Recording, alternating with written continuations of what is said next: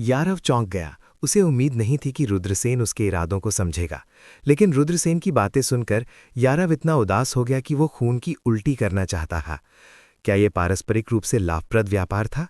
ये व्यापार केवल आपके लिए उपयोगी है, ठीक है? क्या ये एक उचित व्यापार था? लानत है, मुझे ऐसा करने के लिए मजबूर किया गया था। ठीक है, हम अच्छे दोस्त हैं। मैं वास्तव में तुम्हें थप्पड़ मारना चाहता हूं। क्या आपके पास ये कहने की हिम्मत है कि हम अच्छे दोस्त हैं? आप अपने अच्छे दोस्तों को इस तरह कैसे धोखा दे सकते हैं? यारव को लगा कि वो रुद्रसेन से मिलने के लिए बस बदकिस्मत था। इस बच्चे की खेती स्पष्ट रूप से बहुत मजबूत नहीं थी, लेकिन उसके तरीके बहुत आश्चर्यजनक थे। इसके अलावा वो खुद को संयमित करने में सक्षम था। इससे यारव को रोने का मन हुआ। यारव ने उदास चेहरे के साथ कहा, मैं आपको बरगलाने के लिए लघु आत्मा चलाने वाली तलवार की अपूर्ण प्रति का उपयोग क्यों करूंगा? हालांकि मैं यारव एक भूत की खेती करने वाला हूं, फिर भी मेरा चरित्र भरोसेमंद है। जैसे ही उन्होंने बोलना समाप्त किया, यारव ने रुद्रसेन के लिए एक पीले रंग का स्क्रॉल फेंका और कहा, यह पूर्ण लघु आत्मा चलाने वाली तलवार की साधना विधि है। रुद्रसेन प्रसन्न थे। स्क्रॉल को पकड़ने के बाद उसने तुरंत उसे खोला और उस पर दर्ज हर शब्द को ध्यान से पढ़ा।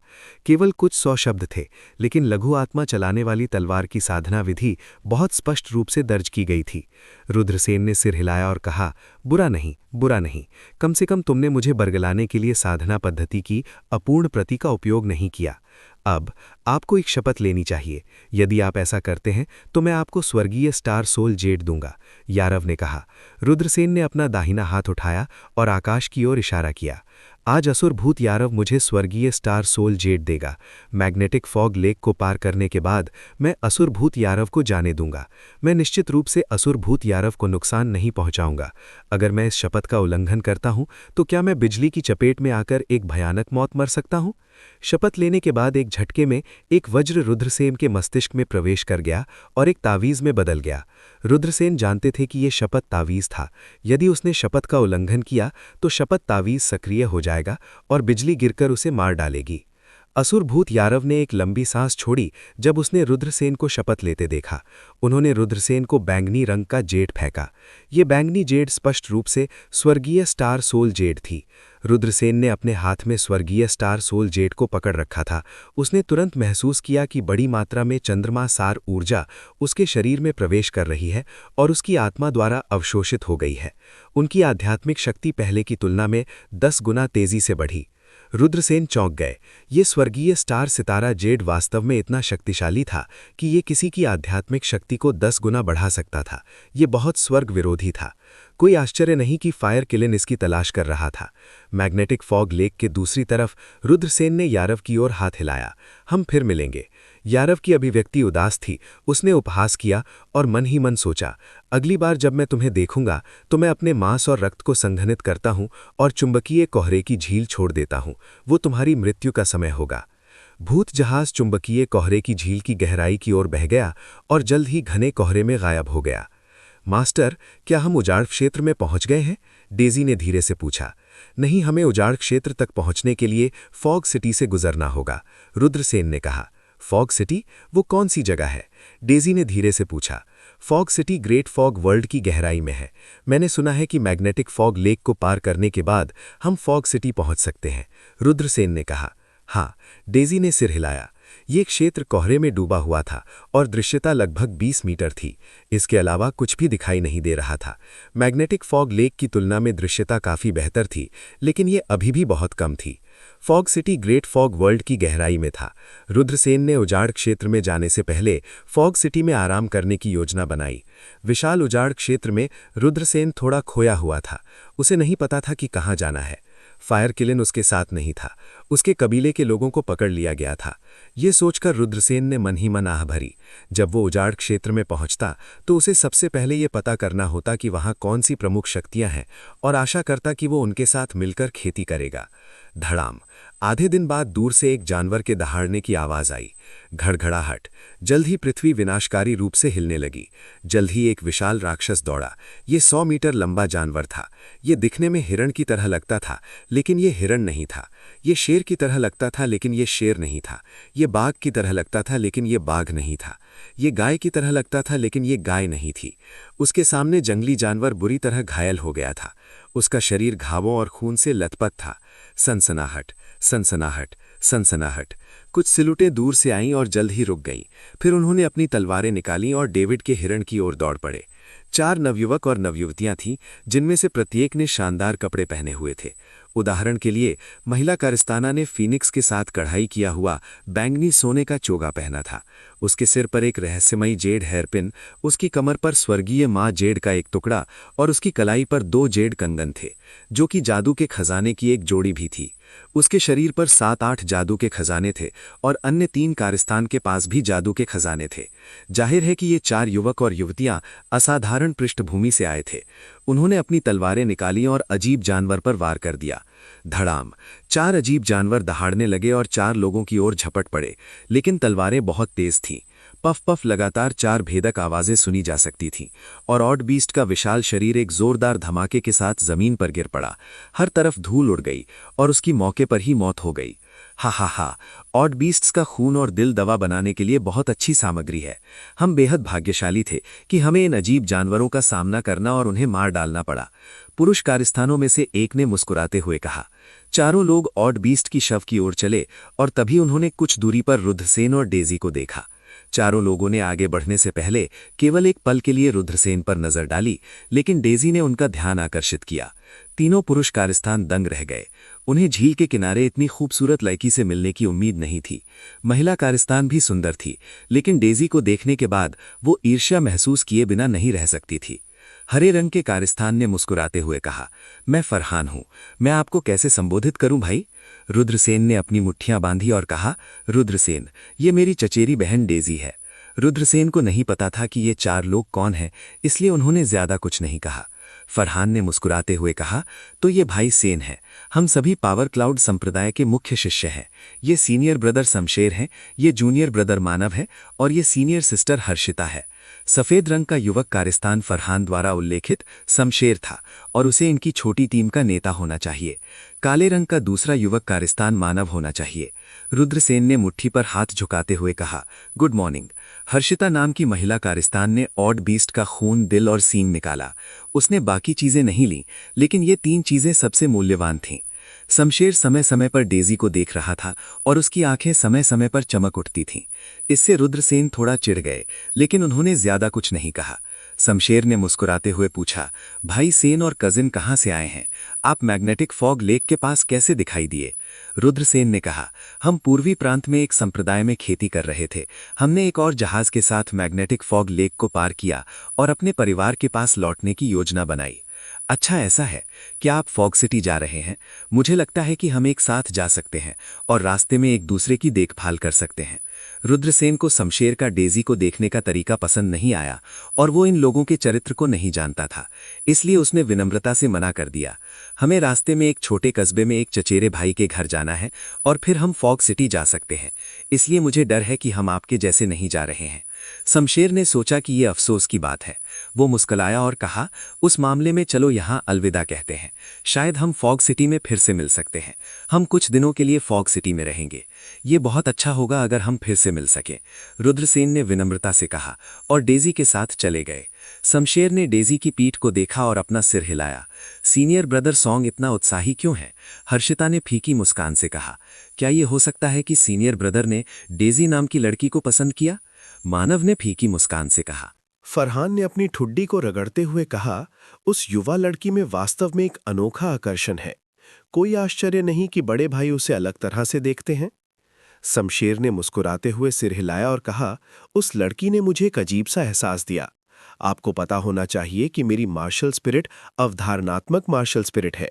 सभी प्रकार के खजानों को महसूस करने में सक्षम होने के अलावा मैं कुछ छिपी हुई रक्त रेखा शक्ति को भी महसूस कर सकता हूं। लड़की की खून रेखा बहुत जटिल लगती है। फरहान ने कहा, लड़की की आंखों को देखो, वो एक सांप महिला लगती है। मानव ने भौहें चढ़ाते हुए कहा, सर्प महिलाएं करामाती हैं। हालांकि डेजी नाम की लड़की छोटी है, लेकिन वो वास्तव में सुंदर है।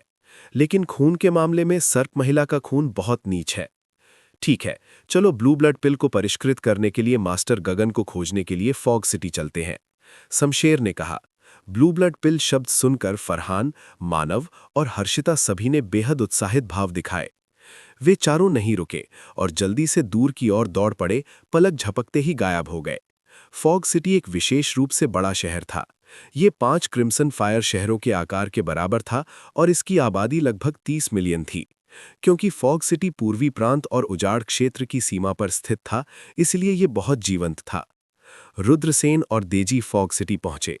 फॉग सिटी के बाहर घना कोहरा छाया हुआ था। हालांकि पूरा कोहरा शहर एक जादू के गठन से घिरा हुआ था, इसीलिए ये कोहरे से ढका नहीं था। फॉग सिटी के भीतर गुट बहुत जटिल थे। कहा जाता था कि एक संप्रदाय, 3 कबीले और 18 गुट थे। इस संप्रदाय को स्वर्गीय थंडर संप्रदाय कहा जाता था। ये एक प्राचीन संप्रदाय था जो बहुत शक्तिशाली था। 3 कबीले राय, यादव और गैंगवे कबीले थे। हालांकि इन 3 कुलों को प्राचीन गुट नहीं माना जाता था, फिर भी ये बहुत शक्तिशाली थे क्योंकि उनके पास यिन यांग क्षेत्र के विशेषज्ञ थे। 18 गुट अपेक्षाकृत कमजोर थे।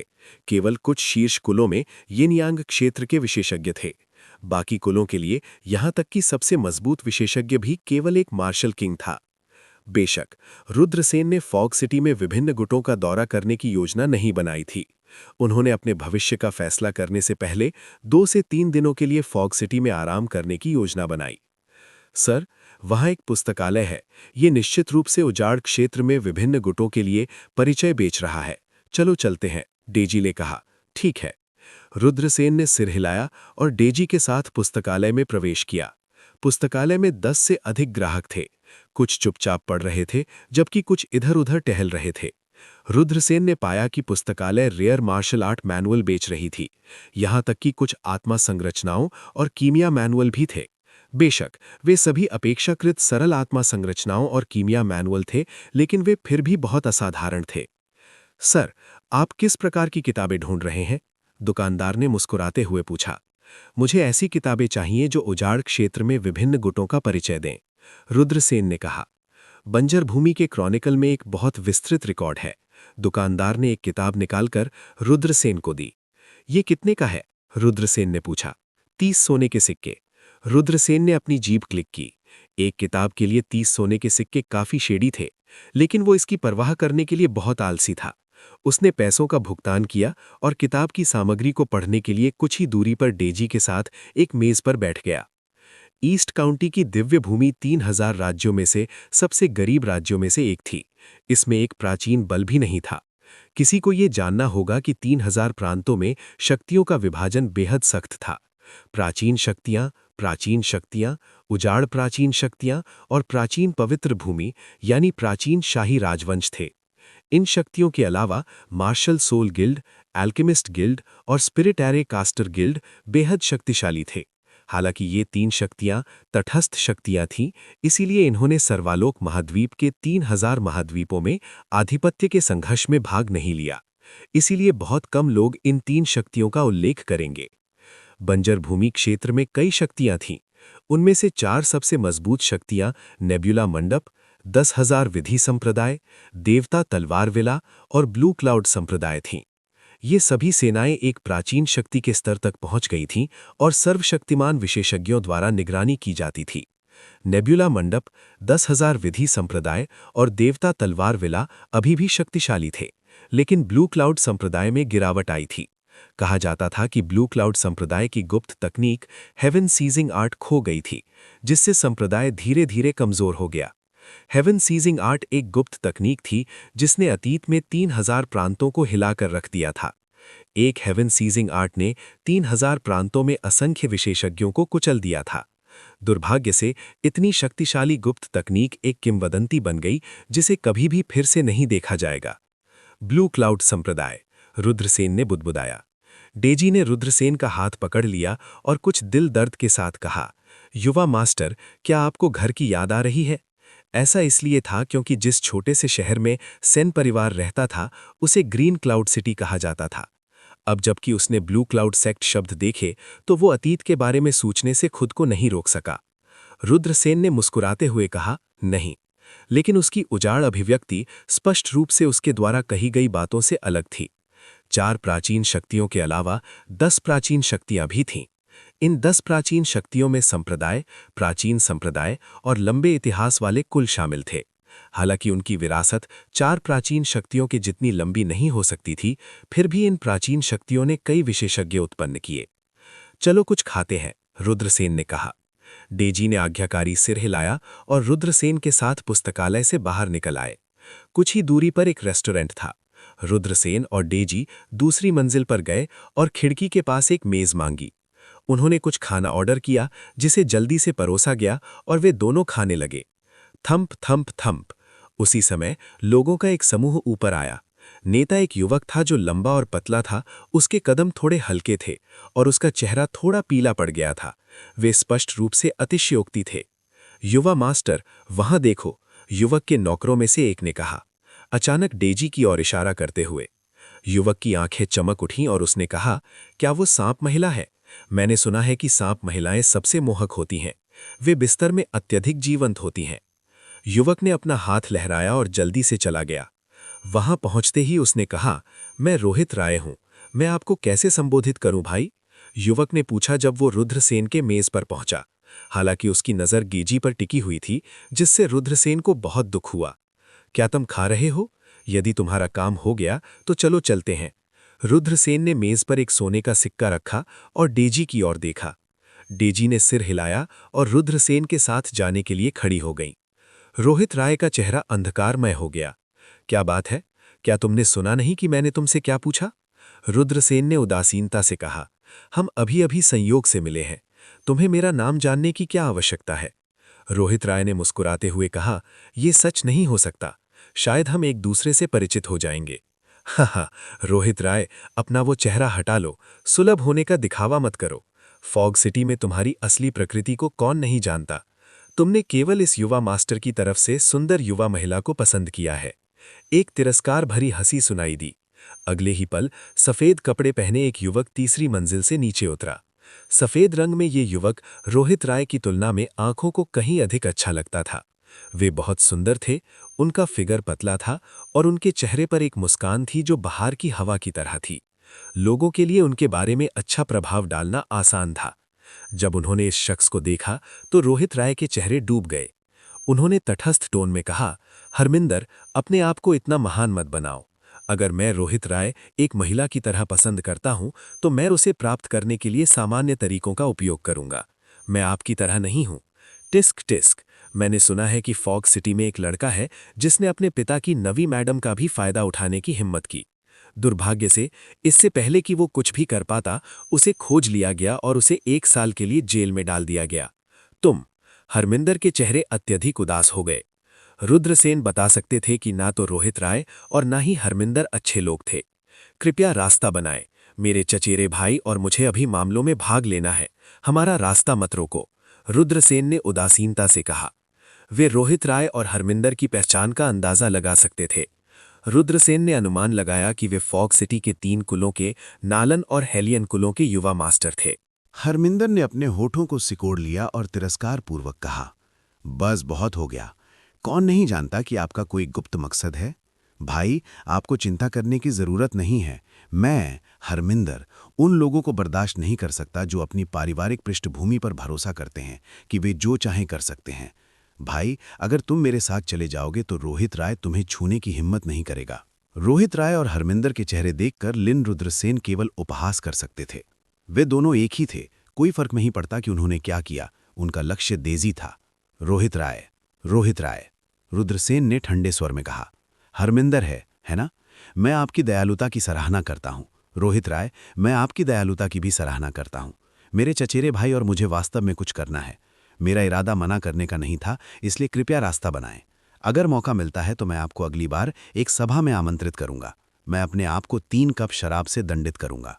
इस बार सिर्फ रोहित राय ही नहीं, बल्कि हरमिंदर के चेहरे पर भी अंधेरा छा गया। इन दोनों की नज़र में ये लड़का इतना अप्रशंसनीय था। रोहित राय ने उपहास करते हुए कहा, हमें परवाह नहीं है कि आप जाते हैं या नहीं, लेकिन जो आपके बगल में है वो नहीं जा सकता। हरमिंदर ने कहा, इस सांप लड़की को मुझे बेच दो और मैं तुम्हें शहर से बाहर भेज दूंगा। इसके बारे में क्या ख्याल है?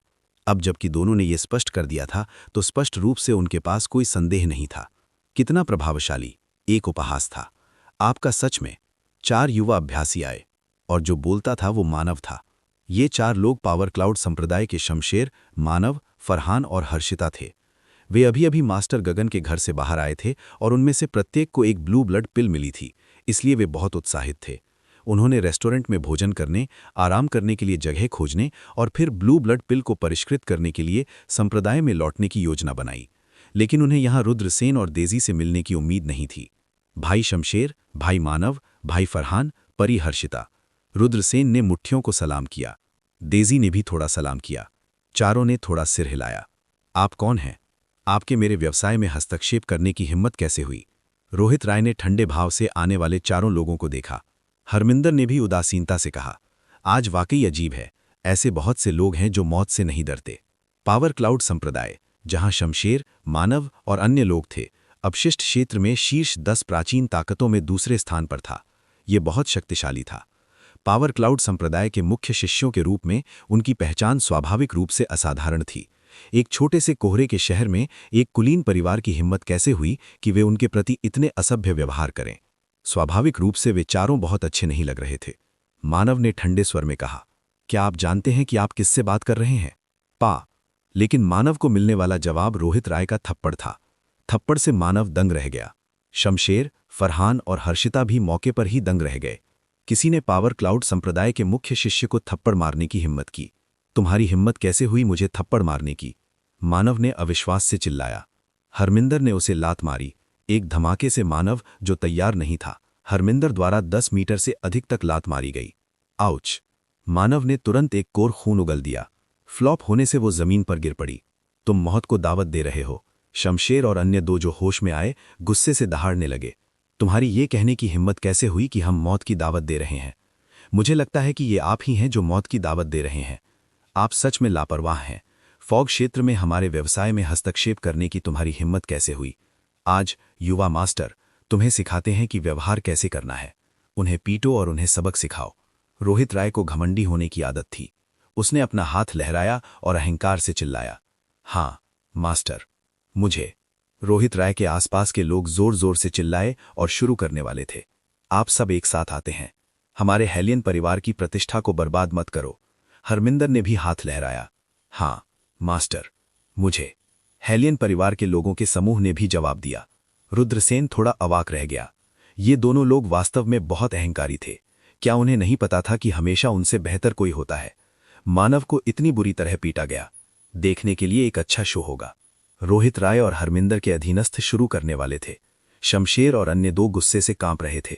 अपनी कुत्ते की आंखें खोलकर देखो कि ये क्या है। शमशेर ने एक टोकन निकाला और उसे अपने हाथ में पकड़ लिया।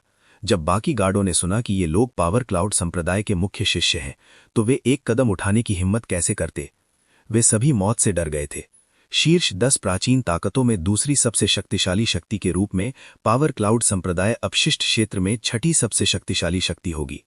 यद्यपि नालान परिवार और हेलियन परिवार भी बहुत शक्तिशाली थे, लेकिन वे पावर क्लाउड संप्रदाय के सामने कुछ भी नहीं थे। पावर क्लाउड संप्रदाय में कम से कम 3 शक्तिशाली लोग थे।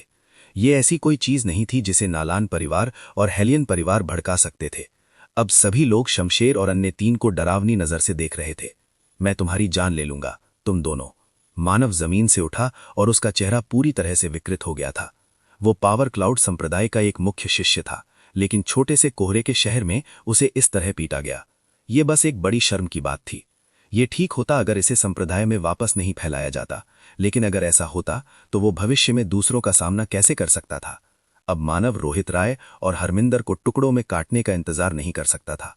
गलतफहमी, ये वास्तव में गलतफहमी है। रोहित राय ने मानव की ओर डरावनी नजर से देखा। उसका पिछला अहंकार एक पल में गायब हो गया और अब केवल डरावना था। पक्ष में हरमिंदर भी वही था। वो भीख मांगता रहा, ये हमारी गलती है। हमने माउंट टाई को नहीं पहचाना। हम क्षतिपूर्ति करने को तैयार हैं। हालांकि वे सभी दूसरी पीढ़ी के आंकड़े थे। जाहिर है कि ये हरमिंदर रोहित राय से कहीं ज्यादा मजबूत था। इस अपरिवर्तनीय स्थिति में रोहित राय को केवल दया की भीख मांगने की परवाह थी और हरमिंदर को उसे बचाने के लिए क्षतिपूर्ति का तरीका भी पता था। रुद्रसेन ने रोहित राय और हरमिंदर को उदासीनता से देखा। ये दोनों एक ही जाति के शियार थे। अब जबकि उन्होंने लोहे की प्लेट को लात मारी थी, तो वे इसके हकदार थे। वे सहानुभूति के बिल्कुल भी योग्य नहीं थे। ताली ताली बजाओ। 2 जोरदार थप्पड़ों की आवाज सुनाई दी। मानव ने दौड़कर हरमिंदर और रोहित राय के चेहरे पर जोर से थप्पड़ मारा। हरमिंदर और रोहित राय को फोर्स से उड़ा दिया गया। वाह वाह! उन दोनों ने हवा में बड़े बड़े कोर खून उगल दिए। उन्होंने जो खून उगला उसके भीतर कुछ दांत थे। हरमिंदर और रोहित राय वास्तव में इसके हकदार थे। रेस्टोरेंट में कुछ ग्राहक धीमी आवाज में चर्चा कर रहे थे। हरमिंदर और रोहित राय फॉग क्षेत्र में अहंकारी और दबंग थे। स्वाभाविक रूप से उन्होंने बहुत सी अपमानजनक चीजें की थीं। अब जबकि उन्होंने लोहे की प्लेट को लात मारी थी और उन्हें थप्पड़ मारकर उड़ा दिया गया था, तो उन्हें बहुत संतुष्टि मिली। जूनियर शिष्य, यादव परिवार और राय परिवार को कुछ सम्मान दिखाना होगा, शमशेर ने उन्हें याद दिलाया। अगर ये कोई और होता तो वे उन्हें मार देते। हालांकि इन दोनों परिवारों में ये नियांग क्षेत्र के विशेषज्ञ उनकी देखरेख में थे, इसलिए उन्हें सावधान रहना था। मानव ने दौड़कर हरमिंदर और रोहित राय को मुक्का मारा। मानव दौड़कर आया और हरमिंदर और रोहित राय को मुक्का मारा। मानव ने हरमिंदर और रोहित राय को मुक्का मारा और लात मारी। डेजी। रुद्रसेन ने मुस्कुराते हुए डेजी की ओर देखा। जब इस छोटी लड़की ने पहली बार रुद्रसेन का अनुसरण किया तो वो अपने दुर्भाग्यपूर्ण अनुभव के कारण बहुत डरपोक थी, लेकिन इतने समय बाद डेजी थोड़ा षड्यंत्रकारी हो गया था। अपने बच्चे द्वारा फीकी मुस्कान के साथ घूरने पर डेजी थोड़ा शर्मा गई और मदद नहीं कर सकी और रुद्रसेन की हथेली को चुटकी ले ली। डेजी और रुद्रसेन के बीच अंतर्गत क्रिया को देखकर शमशेर थोड़ा डूब नहीं सका। जाहिर है कि शमशेर को डेजी के खून पर ही शक नहीं था, जैसा कि उसने पहले मानव, फरहान और हर्षिता से कहा था। जाहिर है कि उनके पास डेजी के बारे में कुछ और विचार थे। शमशेर की हाव-भाव में बदलाव को रुद्रसेन से छिपाया नहीं जा सकता था। यही कारण था कि रुद्रसेन शमशेर और अन्य लोगों के साथ अधिक संपर्क रखने के लिए तैयार नहीं थे। हमारी जान बख्श दो, कृपया हमें बख्श दें। हम क्षतिपूर्ति करने को तैयार हैं, कोई फर्क नहीं पड़ता कि कीमत क्या है, हम क्षतिपूर्ति करने को तैयार हैं। रोहित राय और हरमिंदर को काले और नीले रंग से पीटा गया, लेकिन उन्होंने वापस लड़ने की हिम्मत नहीं की। वे जमीन पर लेट गए और दया की भीख मांगी। राय परिवार के गार्ड और यादव परिवार मदद करने से और भी डरते थे। पावर क्लाउड संप्रदाय के लोगों को नाराज करना मौत की सजा देना था। क्या आप जूनियर भाई मानव हैं? आप मुझे कुछ चेहरा क्यों नहीं देते और इन दोनों को छोड़ देते? तभी तीसरी मंजिल से आवाज आई। रुद्रसेन ने देखा और देखा कि नीले रंग का एक चाइल्ड गलियारे में खड़ा है और उन्हें देख रहा है। इस व्यक्ति की इतनी शक्तिशाली खेती है। रुद्रसेन को चुपके से झटका लगा था। इस नीले कपड़े पहने अभ्यासी की आभा संयमित थी। रुद्रसेन ने अनुमान लगाया कि वो मार्शल किंग क्षेत्र के 10वें स्वर्ग के शिखर पर था और देर सबेर ये नियांग दायरे से टूट जाएगा। ऐसा लगता है कि इस व्यक्ति को स्वर्गीय थंडर संप्रदाय का शिष्य होना चाहिए। रुद्रसेन के दिल की धड़कन रुक गई। वो जानता था कि फॉग सिटी में एक संप्रदाय था जो स्वर्गीय थंडर संप्रदाय, एक प्राचीन शक्ति को संदर्भित करता था। नमस्कार वरिष्ठ भाई आदिराज। शमशेर और अन्य लोग स्पष्ट रूप से इस युवा मजबूत व्यक्ति को जानते थे और उसकी उपेक्षा करने की हिम्मत नहीं करते थे। उन सभी ने अपनी मुट्ठी बांधी और उसे सलाम किया। इतना विनम्र मत बनिए जूनियर भाइयों। स्वर्गीय थंडर संप्रदाय के अभ्यासी आदिराज ने मुस्कुराते हुए अपना हाथ हिलाया। हालांकि मानव हरमिंदर और रोहित राय को मारने के लिए इंतजार नहीं कर सकता था, लेकिन आदिराज की पहचान असाधारण थी। अब जबकि वो व्यक्तिगत रूप से दया की गुहार लगाने के लिए बाहर आया था, तो उसे आदिराज को कुछ चेहरा देना पड़ा। अधिकांश में आदिराज जल्द ही ये नियांग दायरे से बाहर निकल सकते हैं। अब आदिराज से दोस्ती करना फायदेमंद रहेगा। वरिष्ठ भाई आदिराज, मेरी हिम्मत कैसे हुई कि मैं आपकी दलील न मानूं? मानव ने अपनी मुट्ठी बांधी और हरमिंदर और रोहित राय की ओर जमकर देखते हुए कहा, यहां से चले जाओ, मुझे फिर से देखने ना दें, नहीं तो मैं तुम्हें टुकड़े टुकड़े कर दूंगा। हाँ, चलो यहां से चले जाओ। हरमिंदर और रोहित राय हड़बड़ी में उठ गए। आपकी मदद के लिए धन्यवाद वरिष्ठ भाई आदिराज। जाने से पहले रोहित राय और हरमिंदर ने कृतज्ञता से भरे आदिराज की ओर मुट्ठी बांधी। ठीक है, आदिराज ने थोड़ा सर हिलाया।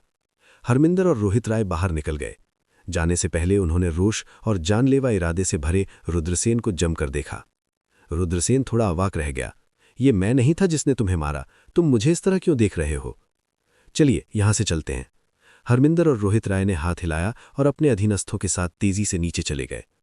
रेस्टोरेंट से बाहर निकलते हुए रोहित राय ने जमकर कहा, क्या हम वाकई अपना गुस्सा निगलने जा रहे हैं?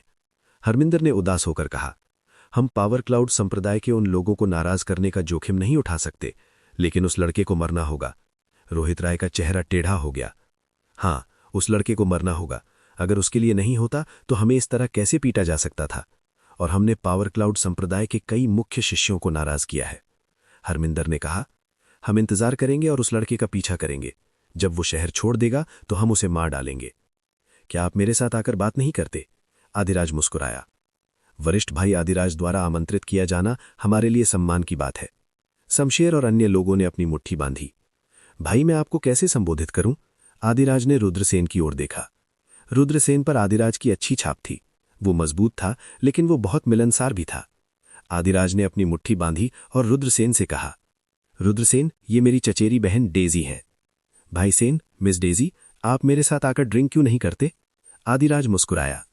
रुद्रसेन ने उत्तर दिया, आपके निमंत्रण के लिए धन्यवाद भाई आदिराज। इसके बाद समूह तीसरी मंजिल पर एक निजी कमरे में गया। शमशेर ने मुस्कुराते हुए कहा, वरिष्ठ भाई आदिराज, आप वास्तव में अकेले पीने के मूड में हैं। आदिराज ने मुस्कुराते हुए कहा, जब मैं खेती करते करते थक जाता हूं तो मैं अकेले बाहर आता हूं और सोचता हूं कि मैंने क्या गलत किया। रुद्रसेन की दिल की धड़कन रुक गई। आदिराज के काम करने का तरीका खुद पर चिंतन करना था।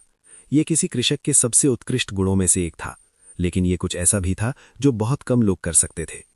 अधिकांश लोग केवल अपनी ताकत देख सकते थे, लेकिन अपनी कमजोरियों को नहीं। दूसरे शब्दों में, वे अपनी कमजोरियों को देख सकते थे, लेकिन उन्हें छूने के लिए तैयार नहीं थे। दूसरी ओर आदिराज अपनी कमजोरियों की जांच करने में सक्षम था। इसमें कोई आश्चर्य नहीं था कि वो इतनी कम उम्र में इतना मजबूत था। आदिराज ने किसी को नए व्यंजन और शराब लाने का आदेश दिया। वो शमशेर और अन्य लोगों को देखकर मुस्कुराया और कहा, जूनियर भाइयों, आप फॉग सिटी में कब आए? पास्ट में हम साथ में ट्रेनिंग करने के लिए बाहर निकले थे, लेकिन जब आप फॉग सिटी आए तो आपने मेरी तलाश नहीं की। क्या आप मुझे दोस्त के रूप में नहीं देखते? शमशेर ने झट से कहा, हमने इस मामले के बारे में ठीक से नहीं सोचा। मुझे आशा है कि वरिष्ठ भाई हमें दोष नहीं देंगे। हमने मूल रूप से सब कुछ पूरा करने के बाद आपसे मिलने की योजना बनाई थी, लेकिन हमें आपसे यहां मिलने की उम्मीद नहीं थी। हर्षिता ने मुस्कुराते हुए कहा, ये सही है वरिष्ठ भाई, शायद ये भाग्य है। हाँ, तो चलो इस भाग्य के लिए पीते हैं। आदिराज मुस्कुराया। सभी ने अपना चश्मा उठाया। आदिराज ने रुद्रसेन की ओर देखा। उन्होंने रुद्रसेन को उनके कम साधना स्तर के कारण हे दृष्टि से नहीं देखा, बल्कि वो मुस्कुराए और कहा, भाई सेन, ये आपका पहली बार फॉग सिटी में होना चाहिए, है ना? रुद्रसेन ने सिर हिलाया। वास्तव में। इस पर आदिराज ने जवाब दिया, दरअसल हमारे फॉग सिटी के लोग काफी मिलनसार हैं। भाई सेन, आपको पता होना चाहिए कि आप चाहे कहीं भी हों, हमेशा कुछ ना कुछ कीड़े रहेंगे। आदिराज ने जिस कीड़े का जिक्र किया वो स्वाभाविक रूप से रोहित राय और हरमिंदर था। रुद्रसेन ने मुस्कुराते हुए कहा, मुझे इन चीजों की परवाह नहीं है, मैं सिर्फ एक राहगीर हूं, इसे दिल पर लेने की कोई जरूरत नहीं है। आदिराज ने मुस्कुराते हुए कहा, भाई सेन, आप वास्तव में उदार हैं, लेकिन आप अपने गार्ड को निराश नहीं कर सकते, खासकर कुलीन परिवारों के शिष्यों को। वे आमतौर पर संकीर्ण सोच वाले होते हैं, इसलिए आपको सावधान रहना होगा। रुद्रसेन थोड़ा आश्चर्यचकित हुआ, लेकिन उसने तुरंत सिर हिलाया और कहा, आपके स्मरण के लिए धन्यवाद भाई आदिराज। आदिराज मुस्कुराया। वो जानता था कि रुद्रसेन एक चतुर व्यक्ति थे और उनका अर्थ पहले ही समझ चुके थे। हालांकि रुद्रसेन की साधना बहुत अधिक नहीं लग रही थी, लेकिन आदिराज के मन में यह अंतर्ज्ञान था कि अगर वो रुद्रसेन के खिलाफ जीतना चाहते हैं तो उन्हें भारी कीमत चुकानी पड़ सकती है। हालांकि ये भावना बहुत बेतुकी लग रही थी। आदिराज हमेशा अपने अंतर्ज्ञान पर बहुत विश्वास करते थे। तो अगर वो रुद्रसेन की लापरवाही से मदद करते हैं तो शायद भविष्य में वापसी होगी। अगर वापसी नहीं होती तो भी वो कुछ भी नहीं खोएंगे। ये सिर्फ एक आकस्मिक टिप्पणी थी। उन्होंने काफी सौहार्दपूर्ण तरीके से बातें की।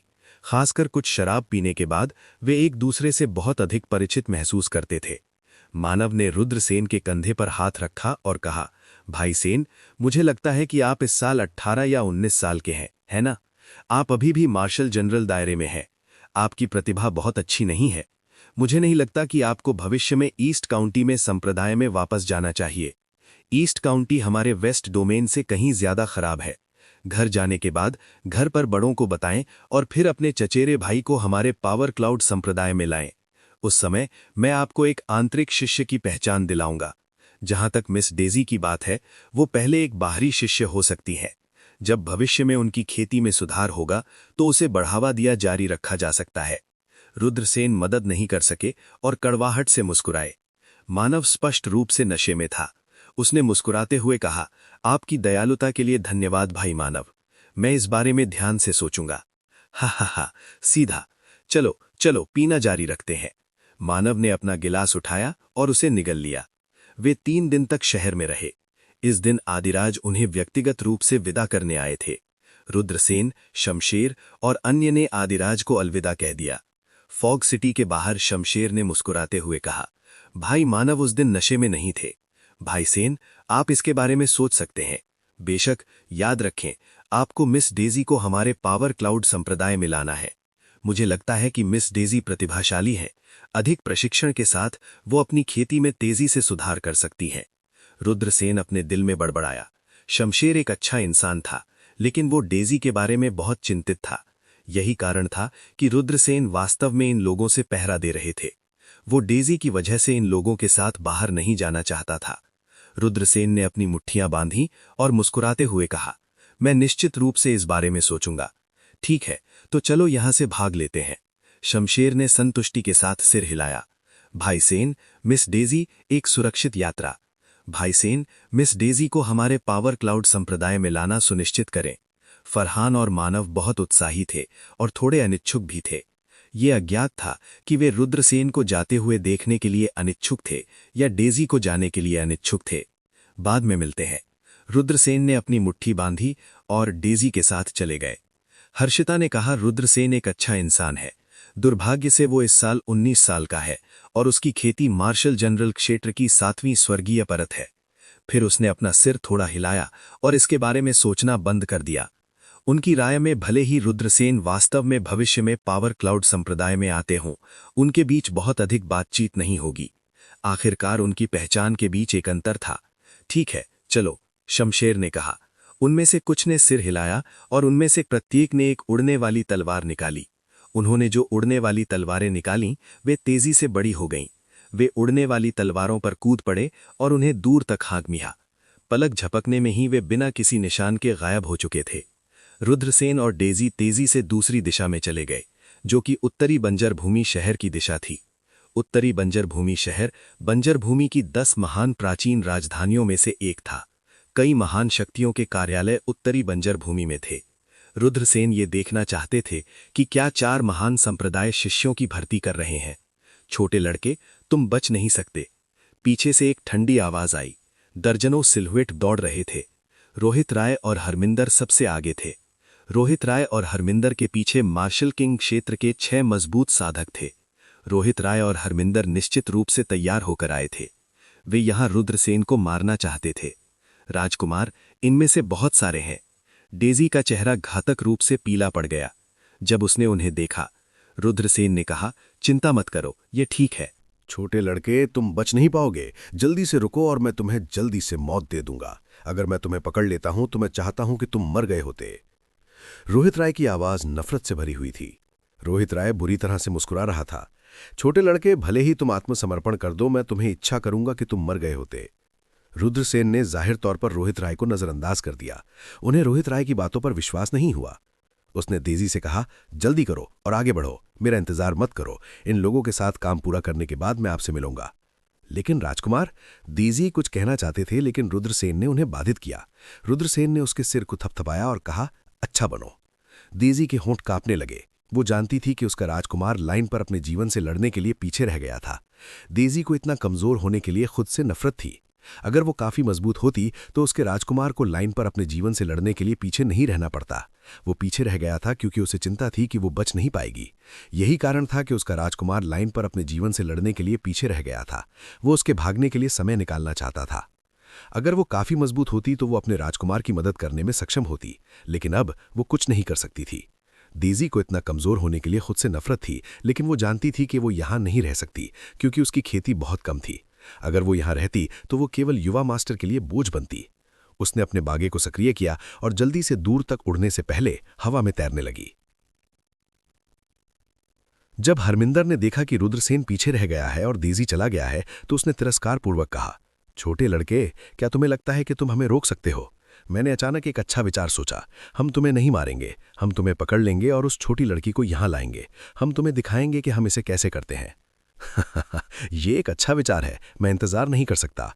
रोहित राय ठट्टा कर हंसने लगे। जब रुद्रसेन ने उन्हें सुना तो वो उदास लग रहा था। वो दोनों लोग जानवरों से भी बदतर थे। तुम सब मौत को दावत दे रहे हो। रुद्रसेन ने रोहित राय और हरमिंदर को ठंडे भाव से देखा। बच्चे, क्या तुम्हारे सिर में कुछ गड़बड़ है? तुम अब भी हमारे सामने बेशर्मी से घमंड करने की हिम्मत करते हो? रोहित राय का चेहरा तिरस्कार से भरा था। हमला! हरमिंदर ने हाथ लहराया। हुश हुश हुश! 1 दर्जन से अधिक आंकड़े तेजी से उड़ गए। ये 1 दर्जन से अधिक मार्शल जनरल थे। मार्शल जनरल दायरे के एक छोटे से फ्रायर रुद्रसेन से निपटने के लिए दूसरे पक्ष ने उन्हें बिल्कुल भी गंभीरता से नहीं लिया, ना ही उन्होंने मार्शल किंग क्षेत्र के विशेषज्ञों को भेजा। इन विशेषज्ञों के चेहरे पर भयानक मुस्कान थी। उन्होंने रुद्रसेन को ऐसे देखा जैसे वो किसी मरे हुए व्यक्ति को देख रहे हों। अपने दिल में वो भी ये सोच रहे थे कि यंग मास्टर के उस लड़की के साथ काम पूरा करने के बाद क्या वो भी सभी को अच्छा समय बिताने देगा। रोहित राय और हरमिंदर ने ऐसा 1 या 2 बार से अधिक किया था। उन्होंने एक बार कुछ महिलाओं को अपवित्र किया था और उन्हें अपवित्र करने के बाद वो उन्हें सीधे अपने अधीनस्थों को पुरस्कृत करते थे। अधीनस्थों के एक समूह द्वारा बलात्कार की हत्या जैसी चीजें पहले भी हुई थीं। वास्तव में ऐसी चीजें हर दिन, हर घंटे और हर पल हो रही थीं। जहां भी लोग होते थे वहां इच्छा होती थी, जहां इच्छा होती थी वहां पाप होता था। और इस बार ये रुद्रसेन ही थे जिन्होंने इसका सामना किया था। बुम बुम बुम, 1 दर्जन से अधिक मार्शल जनरल क्षेत्र के विशेषज्ञों ने रुद्रसेन पर हमला किया। रुद्रसेन के हाव भाव ठंडे थे। वो जल्दी से बिजली की तरह उड़ गया और भीड़ में भाग गया। सामान्य मार्शल जनरल क्षेत्र के कर्ताधर रुद्रसेन की नजर में चींटियों की तरह थे। बच्चे, क्या तुम मौत को दावत दे रहे हो? ये देखकर कि रुद्रसेन ने वास्तव में आक्रमण करने की पहल करने का साहस किया, मार्शल जनरल क्षेत्र के कर्ताधरों को तुरंत लगा कि उन्होंने अपना चेहरा खो दिया है। वो सब उदासीन दिख रहे थे जब वो रुद्रसेन की ओर लपक पड़े। बैंग बैंग बैंग, रुद्रसेन ने स्काई टायरेंट लाइटनिंग आर्ट का प्रसारण किया। बिजली की बौछार निकली और इन लोगों पर हमला कर दिया। एक के बाद एक हिंसक टकराव की आवाज के बाद मार्शल जनरल दायरे के कर्ताधर उड़ते हुए चले गए। कर्कश आवाजें भी सुनाई दीं। इसका पता नहीं चला कि उनके शरीर की कितनी हड्डियां टूट गई थीं। बैंगनी बिजली उनके शरीर पर बेरहमी से बमबारी कर रही थी। सीधे उन्हें फाड़ दिया और मौके पर ही उनकी मौत हो गई। रुद्रसेन ने एक ही राउंड में 1 दर्जन से अधिक मार्शल जनरल दायरे के कर्ताधरों को मार गिराया था। यह कैसे संभव है? रोहित राय और हरमिंदर के हाव भाव ऐसे थे जैसे उन्होंने कोई भूत देखा हो। उन्होंने अविश्वास में कहा, क्या वो बच्चा मार्शल जनरल दायरे में नहीं था? वो इतना शक्तिशाली कैसे हो सकता है? क्या ऐसा हो सकता है कि ये बच्चा उस पर कुछ शक्तिशाली जादू का खजाना छिपा रहा हो? क्या इस बच्चे ने जादुई खजाने की शक्ति उधार ली है?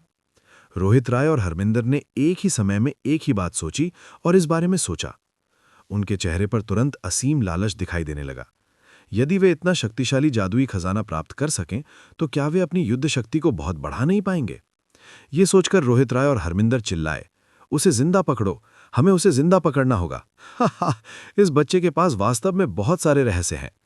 उन दोनों का एक ही विचार था। वे ये भी सोच रहे थे कि रुद्रसेन को पकड़ने के बाद उन्हें इतने शक्तिशाली जादुई खजाने से कैसे हार माना जाए।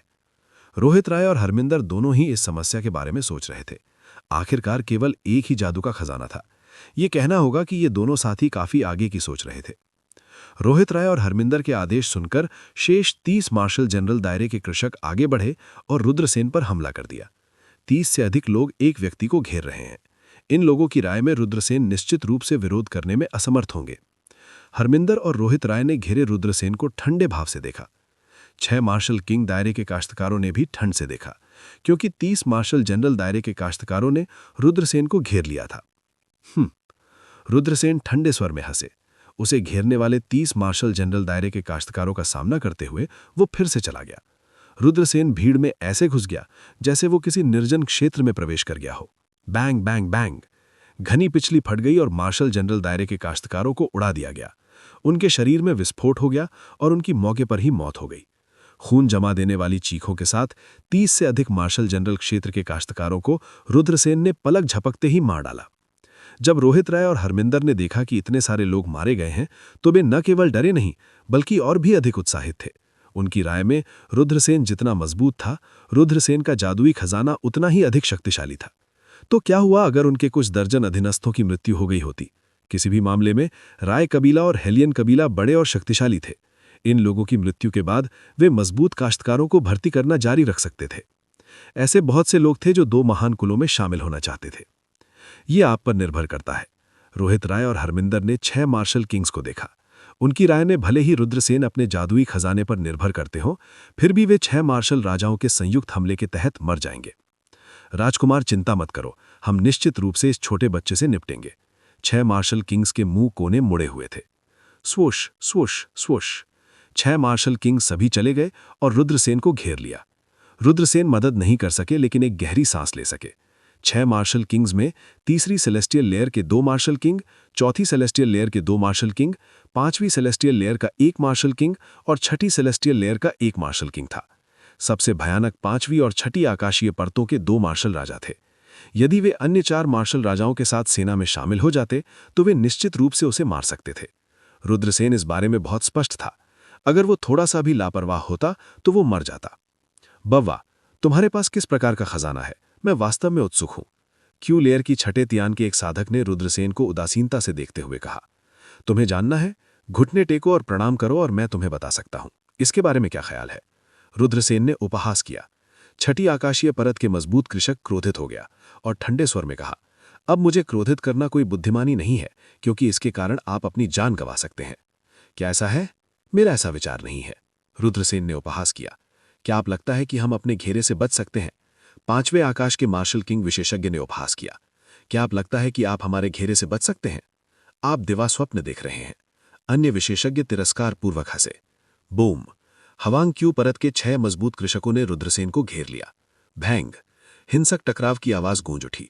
रुद्रसेन बहुत परेशानी में था, मुख्य रूप से इसलिए क्योंकि 2 5वें आकाश और 6ठे आकाश के मार्शल किंग विशेषज्ञों ने रुद्रसेन को एक कठिन स्थिति में डाल दिया था। वे दोनों असाधारण रूप से मजबूत थे।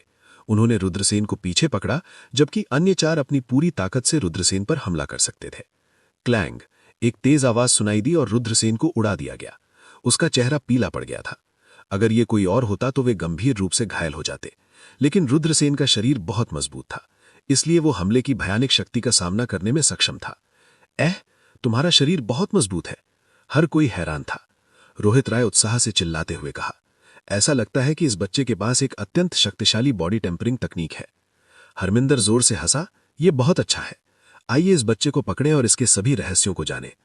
रुद्रसेन के पास जितने अधिक रहस्य थे, रोहित राय और हरमिंदर उतने ही अधिक उत्साहित थे। उनका मानना था कि रुद्रसेन के पास चाहे जितने भी रहस्य हों, वे अंत में उन्हें प्राप्त कर लेंगे। बूम! मार्शल किंग क्षेत्र के 6 विशेषज्ञों ने फिर से हमला किया। रुद्रसेन उदासीन था। उसे छठी आकाशीय परत के कृषक से छुटकारा पाना था। वो सबसे मजबूत था। अगर वो उससे छुटकारा पा सकता था तो उसके पास पासा पलटने का मौका था। अगर वो उससे निपट नहीं सका तो वो खतरे में पड़ जाएगा। बैंग! दोनों पक्षों में फिर से लड़ाई शुरू हो गई। रुद्रसेन हवांग क्यू परत के 6 मजबूत कृषकों से घिरा हुआ था। रुद्रसेन खतरे से घिरा हुआ था और कई बार उड़ा दिया गया। बव्वा, इसे खत्म करने का समय आ गया है। छठे आकाश मार्शल किंग विशेषज्ञ ने रुद्रसेन के पीछे चमका और रुद्रसेन को जोर से मुक्का मारा, जिससे रुद्रसेन कुछ 100 मीटर दूर उड़ गए। एक गड़गड़ाहट हुई। रुद्रसेन जंगल में गिर गए और हिलना बंद कर दिया। वो मारा नहीं गया था ना? 5वें आकाश मार्शल किंग विशेषज्ञ ने भौहें चिकोड़ी। छठे आकाश मार्शल किंग विशेषज्ञ ने कहा, मुझे ऐसा नहीं लगता। मैंने अपने पंच की ताकत को नियंत्रित किया था। वो बेहोश हो गया होगा। 6 मार्शल किंग क्षेत्र के विशेषज्ञों ने एक गहरी सांस ली और सुरक्षात्मक उत्पादन क्यों वापस ले लिया जिसने उनके शरीर को ढक लिया था। मास्टर, उस बच्चे से निपट लिया गया है, मार्शल किंग क्षेत्र के 6ठे त्यान के विशेषज्ञ ने बताया। उत्कृष्ट, चलो देखते हैं। रोहित राय और हरमिंदर ने हाथ हिलाया। वे दोनों रुद्रसेन की ओर चले, लेकिन जैसे ही वे रुद्रसेन के पास पहुंचे, छठे आकाश मार्शल किंग विशेषज्ञ ने अचानक खून जमा देने वाली चीख निकाली और अपना सिर पकड़कर दर्द से चिल्लाने लगा। सन्नाट। उसी समय जमीन पर निश्चल लेटे रुद्रसेन ने अचानक गोली चलाई और छठे आकाश मार्शल किंग विशेषज्ञ पर हमला कर दिया। अभी अभी रुद्रसेन ने केवल बेहोश होने का नाटक किया था, क्योंकि रुद्रसेन को पता था कि जब प्रतिद्वंद्वी सुरक्षात्मक क्यूई का इस्तेमाल करता है तो उसकी आत्मा तलवार के लिए सुरक्षात्मक क्यूई को तोड़ना और छठे आकाश मार्शल किंग विशेषज्ञ को चोट पहुंचाना मुश्किल होगा। इसलिए वो इस लड़ाई को जीतने के लिए केवल अपनी बुद्धि का उपयोग कर सकता था। उसने बेहोश होने का नाटक किया। निश्चित रूप से इन लोगों को मूर्ख बनाया गया था। रुद्रसेन ने जीवन में एक बार मिलने वाले इस अवसर को जब्त कर लिया और छठे आकाश मार्शल किंग विशेषज्ञ पर हमला करते हुए तुरंत अपनी आत्मा तलवार को सक्रिय कर दिया। उन लोगों के पास प्रतिक्रिया देने का समय नहीं था। रुद्रसेन पहले ही छठी आकाशीय परत के साधक के सामने आ चुके थे और अपनी हथेली को ब्लेड के रूप में इस्तेमाल कर चुके थे। रुद्रसेन हवा में फिसल गया। कड़ाश! एक फटने की आवाज सुनाई दी। छठे आकाश मार्शल किंग विशेषज्ञ का सिर सीधे आकाश में उड़ गया। खून निकल बहा। उसकी मौके पर ही मौत हो गई। अच्छा नहीं, ये बच्चा चालाक है। मास्टर, जल्दी से पीछे हटो। 5th फर्मामेंट मार्शल किंग विशेषज्ञ ने सबसे पहले प्रतिक्रिया दी और जोर से चिल्लाया। रोहित राय और हरमिंदर पीले पड़ गए और तेजी से 10 मीटर से अधिक पीछे हट गए। वे दोनों एक ही समय में दहाड़ने लगे। उसे मार डालो। रुद्रसेन के तौर तरीकों से वे भयभीत थे। इस समय उन्हें किसी और चीज की परवाह नहीं थी। वे बस जल्द से जल्द रुद्रसेन को मारना चाहते थे। फिफ्थ फर्मामेंट मार्शल किंग विशेषज्ञ के नेतृत्व में 5 मार्शल किंग्स एक बार फिर रुद्रसेन की ओर दौड़ पड़े, लेकिन छठे आकाश मार्शल किंग विशेषज्ञ के लाइन न पकड़ने के बिना इन लोगों की हार लंबे समय से बर्बाद हो चुकी थी। बाहर आओ, पुरातन दिव्य सम्राट क्योंकी का क्लोन। रुद्रसेन में अपना दाहिना हाथ लहराया और प्रकाश की एक किरण आकाश में चली गई। दहाड़ दहाड़ पूरे जंगल में गूंज उठी। 2 सिर वाला क्योंकी बाहर दौड़ा और सीधे फिफ्थ फर्मामेंट मार्शल किंग विशेषज्ञ पर टूट पड़ा। बैंग, दोनों पक्ष जोरदार टकराए। फिफ्थ फर्मामेंट मार्शल किंग विशेषज्ञ को तुरंत 2 सिर वाले क्योंकी द्वारा अवरुद्ध कर दिया गया था। दूसरी ओर रुद्रसेन ने 5 भक्षण करने वाली मार्शल स्पिरिट्स को सक्रिय किया और सबसे मजबूत स्थिति में प्रवेश किया। 5 मार्शल स्पिरिट्स की अंतिम स्थिति, महान संलयन। भूम, 5 खाने वाली मार्शल स्पिरिट्स एक साथ जुड़ गईं और एक शक्तिशाली सीमित चुंबकीय क्षेत्र का गठन किया, जिसमें 4 मार्शल किंग विशेषज्ञ शामिल थे। ये कैसे संभव है? मार्शल किंग क्षेत्र के 4 विशेषज्ञों ने पाया कि उनकी हरकतें अत्यधिक धीमी हो गई हैं। रुद्रसेन एक कदम 4 लोगों की ओर बढ़े। भाड़ में जाओ, उस चैतानी आवाज के साथ ही ये ज़िचेन की आवाज सुनाई दी। सनसनाहट। रुद्रसेन बिजली की तरह तेजी से आगे बढ़े। पफ पफ, मांस को छेदने की आवाज सुनाई दी। रुद्रसेन ने ब्लैक ड्रैगन तलवार पकड़ी और एक के बाद एक 4 मार्शल किंग विशेषज्ञों को मार डाला। भागो। रोहित राय और हरमिंदर अपनी बुद्धि से लगभग डरे हुए थे। वे मुड़े और भाग गए। फिफ्थ फर्मामेंट मार्शल किंग विशेषज्ञ की अभिव्यक्ति में काफी बदलाव आया। वो भागना चाहता था, लेकिन उसे 2 सिर वाले क्योंकी द्वारा अवरुद्ध कर दिया गया। रुद्रसेन आगे बढ़े और 2 सिर वाले क्योंकी के साथ सहयोग किया। 2 सिर वाले क्योंकी ने फिफ्थ फर्मामेंट मार्शल किंग विशेषज्ञ को मजबूती से उलझा दिया, जबकि रुद्रसेन ने ब्लैक ड्रैगन तलवार से वार किया। नहीं, मार्शल किंग क्षेत्र के 5वें स्वर्ग के विशेषज्ञ ने एक भयभीत रोने की आवाज निकाली, पुच्ची। लेकिन अगले ही पल रुद्रसेन की तलवार से उसका सिर काट दिया गया। सिर रहित लाश जब जमीन पर गिरी तो हर तरफ खून के छींटे फैल गए। रोहित राय और हरमिंदर बेतहाशा दूर भागे। वे केवल अब भागना चाहते थे और वे दोनों डर से कांप रहे थे। सनसनाहट। लेकिन उसी समय एक आकृति आसमान से उतरी और उन दोनों को रोक दिया। रुद्रसेन के सुनहरे पंख बहुत तेज थे, उसके लिए उन्हें पकड़ना आसान था। अतिरिक्त, लेकिन इससे पहले कि रोहित राय और हरमिंदर स्पेयर शब्द कह पाते, रुद्रसेन ने पहले ही उन दोनों पर ब्लैक ड्रैगन तलवार घुमा दी थी। पफ पफ, 2 चीरफाड़ होने की आवाज सुनाई दी। रोहित राय और हरमिंदर को गर्दन में दर्द महसूस हुआ। वे अपनी गर्दन ढकने के लिए आगे बढ़े, लेकिन खून निकल पड़ा। ये कैसे हो सकता है? हम यहाँ कैसे मर सकते हैं? वे दोनों अनिच्छा से भरे हुए बुदबुदाए, फिर वे जमीन पर गिर गए और जीवन के सभी लक्षणों को खोने से पहले कुछ बार हिले। डेजी उत्सुकता से रुद्रसेन का इंतजार कर रही थी। समय समय पर उसके गालों पर चमकते और पारदर्शी आंसू लुढ़क रहे थे। वे बहुत नाजुक और दयनीय लग रही थी। मुझे भविष्य में एक शक्तिशाली कृषक बनना है। मैं अब अपने मास्टर पर बोझ नहीं बनना चाहती।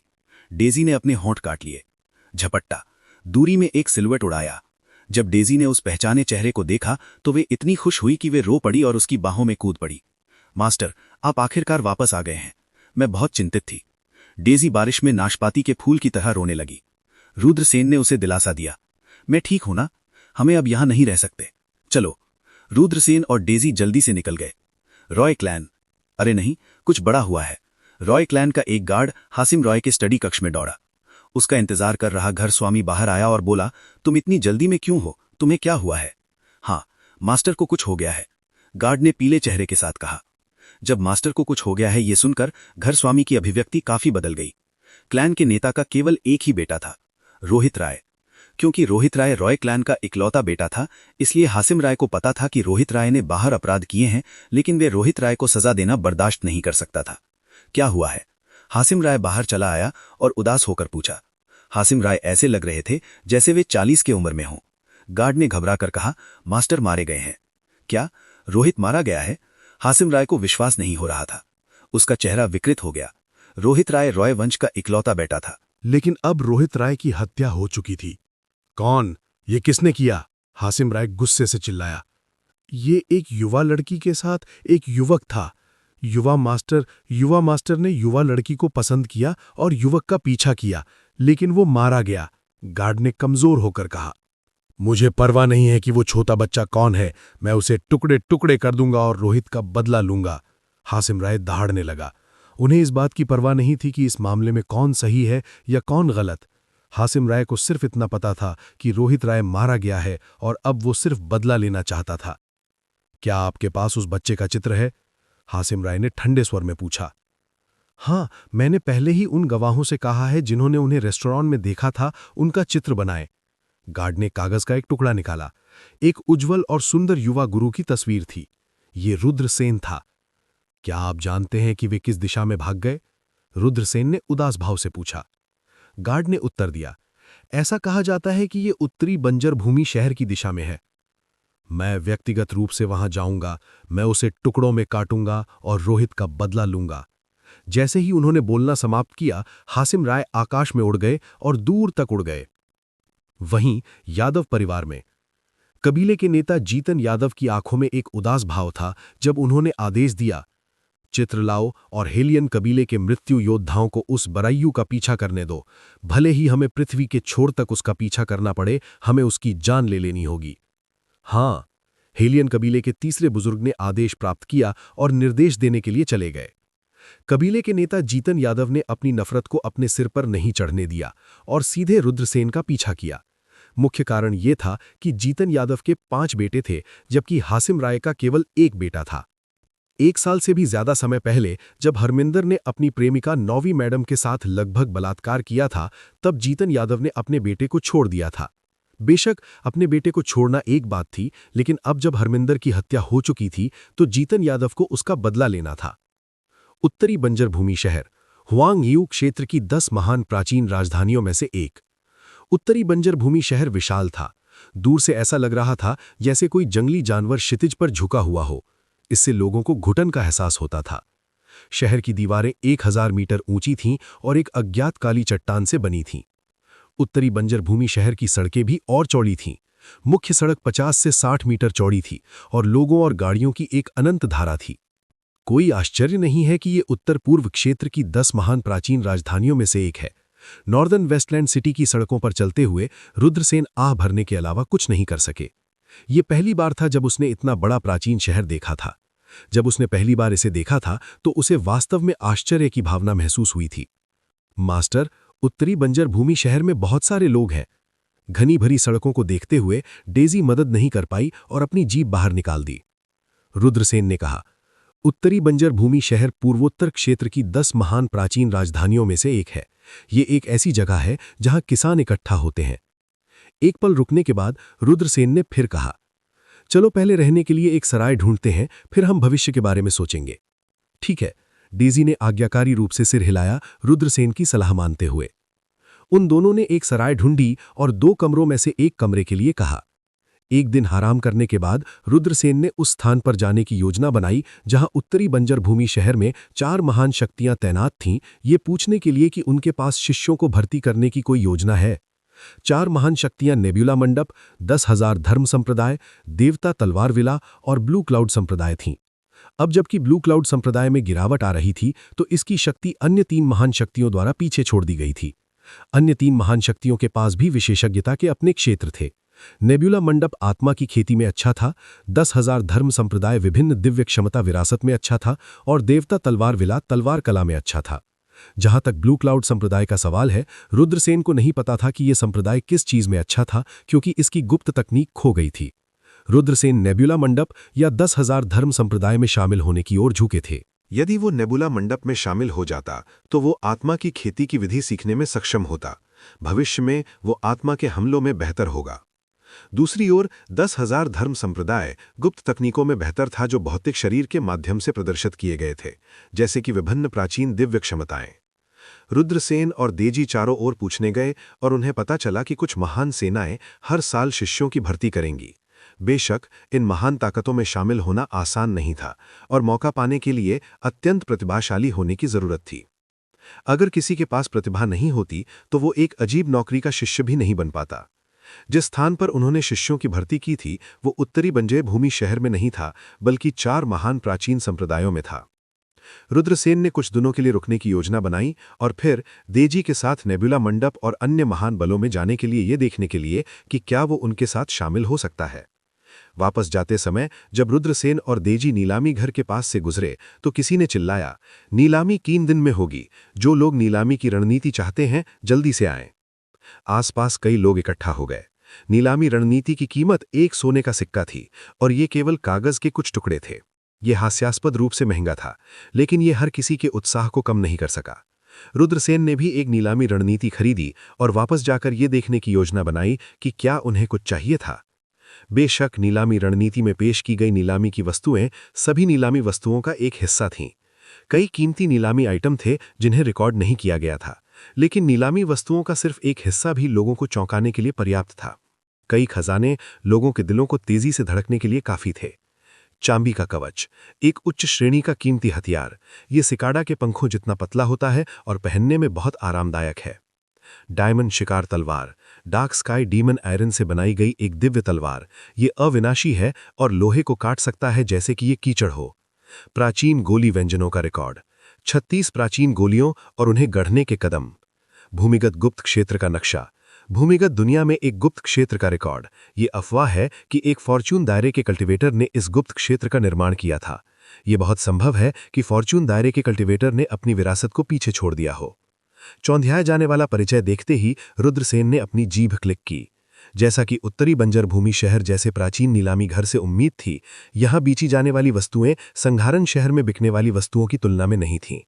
बेशक रुद्रसेन को पता था कि नॉर्गन वेस्टलैंड सिटी ऑक्शन हाउस भी प्राचीन जियांग परिवार का था। रुद्रसेन मदद नहीं कर सके, लेकिन जियांग यूडी के खूबसूरत चेहरे के बारे में सोचें। क्या उसने संघारन शहर छोड़ दिया था? Blood spirit ghost face wine, एक दानवी बेल जो भूमिगत दुनिया की गहराइयों में उगती है। ये 3100 साल पुराना है और कई गोलियों को बनाने के लिए इस्तेमाल किया जाने वाला मुख्य घटक है। अचानक रुद्रसेन की आंखें एक वस्तु पर टिक गईं। ये blood spirit ghost face wine थी। मुख्य घटक का उपयोग प्राचीन रक्त दानव गोली को गढ़ने के लिए किया जाता है। रुद्रसेन ने एक गहरी सांस ली। रुद्रसेन ने पहले प्राचीन रक्त दानव गोली बनाई थी। ये एक ऐसी गोली थी जो किसी के खून की ताकत को बढ़ा सकती थी।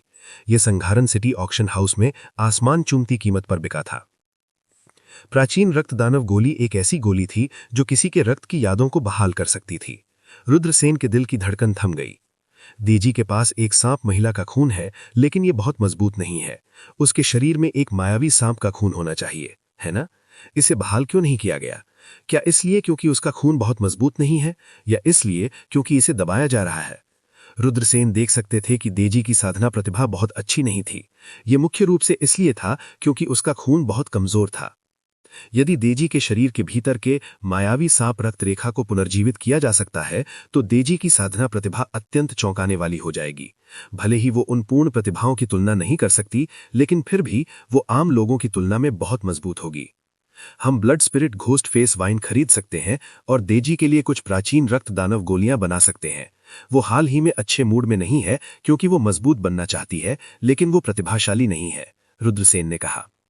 रुद्रसेन स्वाभाविक रूप से देजी के विचारों को अच्छी तरह से समझते थे। कई जीवन और मृत्यु संकटों के बाद देजी हमेशा से ये महसूस करती रही थी कि वही थी जिसने उसे नीचे खींचा था। वो हमेशा से गहरे आत्मदोष की स्थिति में रही थी। हालांकि रुद्रसेन हमेशा देजी को मनाने की कोशिश कर रहे थे, लेकिन उन्हें कैसे नहीं पता था कि देजी अभी भी खुद को दोषी मान रही थी और खुद को बाहर नहीं निकाल पा रही थी। उसे खुद को माफ करना कठिन लग रहा था। इसके अलावा देजी की साधना की गति बहुत धीमी थी, जिससे वो लगातार उदास महसूस कर रही थी। यदि ऐसा ही चलता रहा तो रुद्रसेन को सचमुच वास्तव में चिंता थी कि देजी को कुछ हो जाएगा।